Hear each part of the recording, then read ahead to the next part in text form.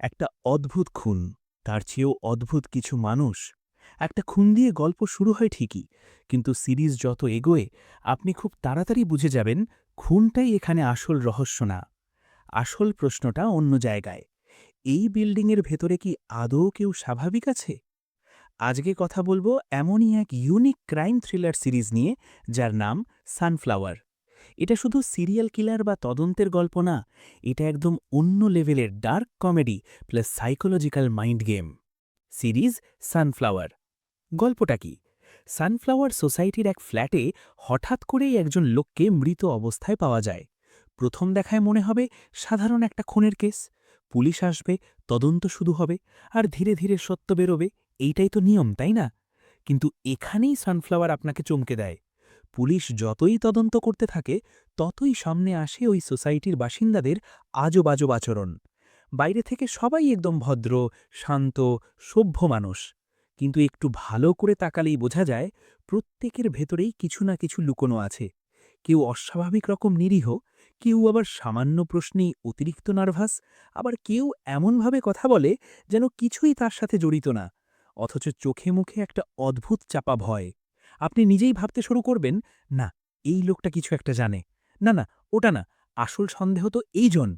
এভাবেই সিরিজটা আপনাকে ধীরে ধীরে ঢুকিয়ে ফেলে এক ভয়ঙ্কর সন্দেহের খেলায়। সানফ্লাওয়ার সোসাইটি একটা চরিত্র নিজেই। এই সিরিজের সবচেয়ে বড় শক্তি হল সানফ্লাওয়ার সোসাইটি নিজেই একটা চরিত্র। এটা শুধু একটা বিল্ডিং না, এটা যেন একদম আলাদা একটা ছোট দুনিয়া। এখানে প্রত্যেকে একে অপরের পাশেই থাকে, কিন্তু কেউ কাউকে আসলে চেনে না। কারোর দরজা বন্ধ, কারোর চোখে সবসময় ভয়, আবার কেউ অকারণে হাসে। আর এই সব ছোট ছোট ব্যাপারই গল্পকে আরও ভয়ঙ্কর করে তোলে। আপনার মাথায় বারবার একটা প্রশ্ন আসবেই, এরা সবাই কি সত্যিই সাধারণ মানুষ, নাকি সবাই কিছু না কিছু লুকিয়ে রেখেছে? সুনীল গ্রোভার, সন্দেহের কেন্দ্রবিন্দু। এখন আসি সিরিজের সবচেয়ে বড় হাইলাইটে, সুনীল গ্রোভারে। আমরা সাধারণত সুনীল গ্রোভার মানেই কমেডি ভাবি, কিন্তু সানফ্লাওয়ারে উনি যা করেছেন সেটা সত্যি আলাদা লেভেলের। ওনার চরিত্রটা এমনভাবে লেখা আর অভিনয় করা হয়েছে, আপনি কখনো তাকে দেখে ভাববেন, আরে না, এত নিরীহ মানুষ খুনি হতে পারে না।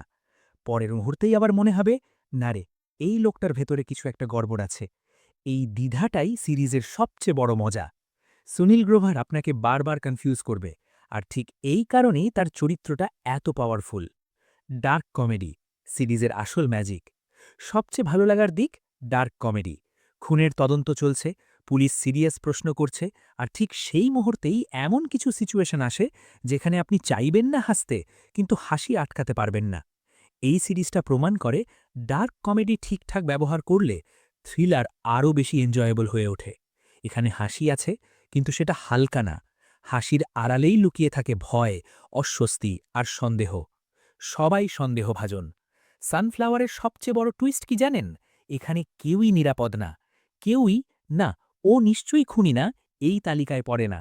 প্রত্যেকটা চরিত্র এমনভাবে লেখা যাতে করে আপনি এক মুহূর্তের জন্য নিশ্চিত হতে না পারেন। একজনকে সন্দেহ করবেন, পরের দৃশ্যে মনে হবে, না, ভুল লোককে সন্দেহ করছি। এই কনস্ট্যান্ট মাইন্ড গেমটাই সিরিজটাকে আলাদা করে তোলে। গল্পের গতি কেমন? এই সিরিজটা খুব দ্রুত গতির না।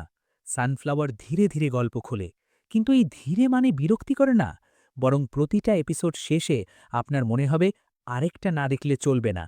ছোট ছোট ক্লু, চরিত্রদের অস্বাভাবিক রিয়াকশন আর ডায়ালগের ফাঁকে ফাঁকে লুকানো ইঙ্গিত, সব মিলিয়ে সিরিজটা আপনাকে আটকে রাখবে। শেষ কথা, আপনি যদি শুধু সিরিয়াস ক্রাইম থ্রিলার খুঁজে থাকেন, সানফ্লাওয়ার আপনার জন্য একটু আলাদা লাগতে পারে। কিন্তু যদি আপনি চান ক্রাইম, রহস্য, সাইকোলজিক্যাল টেনশন আর একদম অন্য লেভেলের ডার্ক কমেডি, তাহলে সানফ্লাওয়ার একদম পারফেক্ট প্যাকেজ। এটা এমন একটা সিরিজ যেটা দেখতে দেখতে আপনি শুধু একটা খুনের সমাধান খুঁজবেন না, বরং মানুষের অদ্ভুত মানসিকতা বুঝতে চেষ্টা করবেন। এমন দুর্দান্ত সব মুভি আর ওয়েব সিরিজের আপডেট পেতে এখনই সাবস্ক্রাইব করুন YouTube channel the world of movies. ভিডিওটা ভালো লাগলে লাইক দিন, কমেন্টে জানাবেন সানফ্লাওয়ার দেখে আপনার সন্দেহটা কাকে সবচেয়ে বেশি হয়েছে।